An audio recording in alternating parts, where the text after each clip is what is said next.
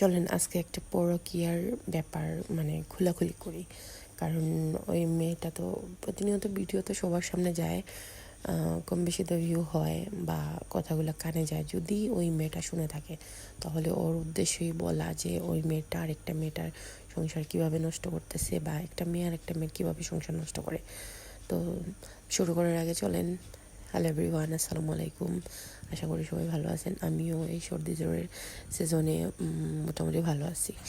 তো আপুর হাজব্যান্ড হইতেছে অনলাইন প্ল্যাটফর্মে সে জব করে। তো রীতিমতো ভালো টাকা কামায়। তো অনেক দিন জব করার পর একটা মেয়ের সাথে পরিচিত হয়। মেয়েটি আসলে দেখতে কেমন আমি ওটা দেখি নাই, কিন্তু মানে কথা বলতে বলতে এরকম হয়েছে যে মানে ওদের প্রতি মানে দুজনে অনেক টান চলে আসছে। ওই ছেলেটাও মেরিড আর ওই মেয়েটাও মেরিড, ঠিক আছে। তো মেয়েটা নিউলি মেরিড আর ছেলেটা অনেক পুরনো সংসার, তার একটা বাচ্চা আছে, দুইটা বাচ্চা আছে। তো বাচ্চা থাকলেও কি পুরুষ মানুষের যখন পরকীয়া করতে ইচ্ছা হয়, 10-12টা বাচ্চার মা থাকলেও কোনো মানে সমস্যা না।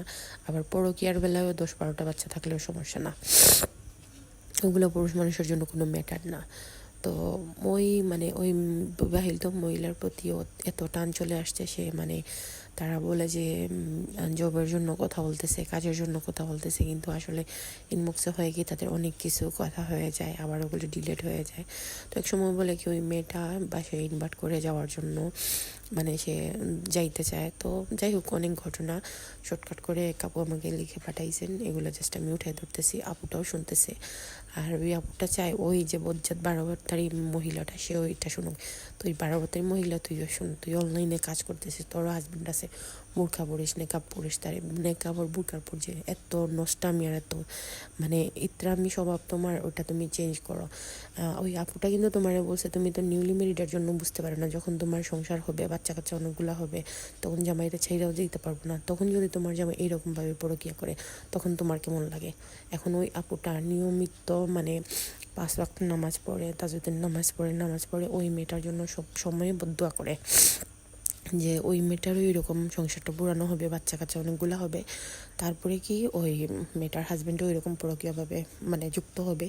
তখনই সে মেয়েটা বুঝবে যে ওই আপুর হাজব্যান্ডের সাথে যে কথা বলছিল, পরকীয়া করছিল, তখন ওই আপুর কেমন লাগছিল। তখন ওই ফিলটা আল্লাহ একদিন দিবে। ওই আপুটা অনেক কান্নাকাটি করতেছে, অনেক কষ্টের মধ্যে। আপু আমার অনেক কিছু লিখছে, জাস্ট বলছে শর্টকাটভাবে একটু তুলে ধরতে। আমি মেয়েটার নাম আসলে আমার আপু বলছে যে মেয়েটার নাম আমি উল্লেখ করার জন্য, বাট সরি আপু, আমি মেয়েটার নাম এইভাবে আনতে পারবো না, যেহেতু আমার একটা পেজ আছে, আমার একটা রেপুটেশন আছে। যদি প্রবলেম হয় তো ভালো থাকবেন। আসসালামু আলাইকুম।